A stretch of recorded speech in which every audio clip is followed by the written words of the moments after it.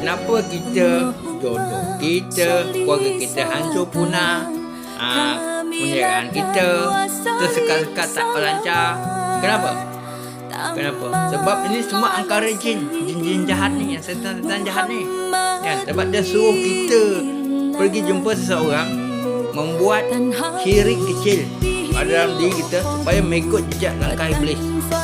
Jadi kita gunakan apa yang Allah Ta'ala turunkan, wujudkan untuk hubungan kita, seperti minyak bahar, minyak bidara, lavender, gaharu dan macam-macam lagi. Yang ayat-ayat Al-Quran macam-macam lagi kita boleh gunakan.